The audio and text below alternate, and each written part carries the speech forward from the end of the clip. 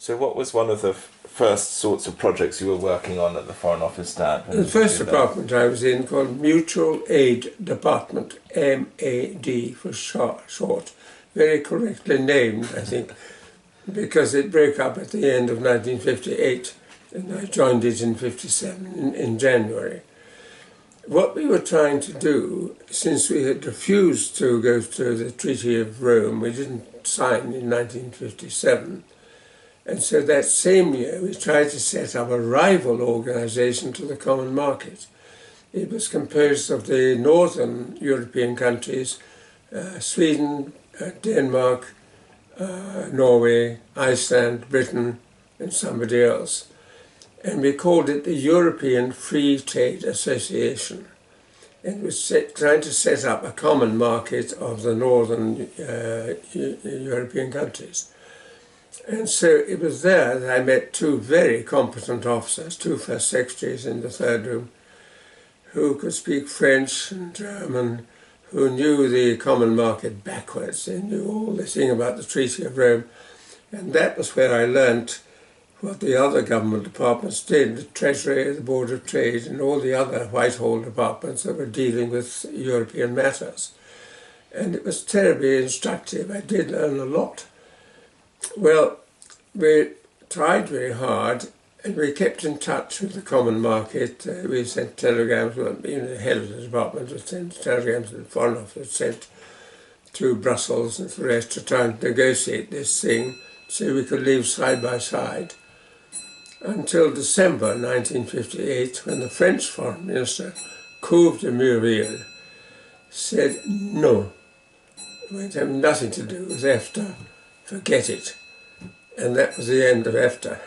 What does EFTA? European Free Trade Association. Right, yeah. And what was the thinking? I mean, so there was some who in the Foreign Office wanted to have that sort of rival counter. What was the philosophy behind it? I think the Foreign Office would have wanted to team up with Europe with a common market, because we were led by Churchill's Fulton speech about getting Europe united, getting France and Germany united together, and we, if we had joined, would have been able to put an input of Foreign Office and British wisdom about how to run an economy and what were the things that mattered. So who was behind that? Who said no? Who said no? We're French, not going to join. French said no. Oh, who said no? It was a chap called Bretherton. In 1956, the British government was invited by the coal and steel community, France, Germany, Italy and the Benelux countries, who were wanting to form a common market. And they invited us to go to Messina in Italy to discuss how to set up a common market for Europe. Bretherton, who was an undersecretary in the Board of Trade, was sent as an observer, not to take part, but just to observe. He came back and said, oh, this is not going to go anywhere. They couldn't, he didn't say so, but he meant they couldn't do a piss up in a brewery. And they couldn't agree anything because they the Europeans don't know how to do things, so don't touch it. So that is why we did not sign the Treaty of Rome. We shunned it in 1957. Then we had these ignominious attempts to set up EFTA, and the rest is history. But the Foreign Office at the time would have wanted to be part of the Treaty of Rome. Yes. Foreign Office had, well, it was divided in the middle. Half the Foreign Office said our future is with Europe. Half the Foreign Office, most of the intelligence side of it, said no, the Americans are the side we should go with. And so that split remained throughout all the time I was in the office. You had the Europeans and the Americans. Right to the very end, in the 80s, it was still there. It was still there. And what, at that stage, the empire was disappearing or had already gone? Or well, 1947, India, the huge Raj disappeared. And that was an enormous amount of the British Empire. It was British India.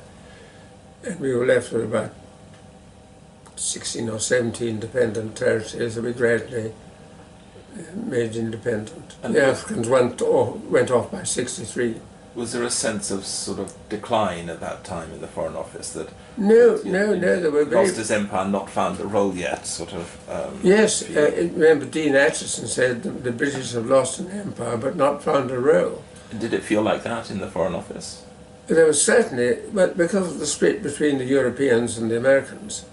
But the European bit, of which I was one, was absolutely determined that our future lay with Europe. It had to lie with Europe because we were a tiny offshore island off Europe, the whole continent of Europe. But then you must admit that your interest and your focus was switched to the Far East. Yes, and then I went to China again and Hong Kong. I realized that we had. I really got very interested in that part of the world, Southeast Asia and China.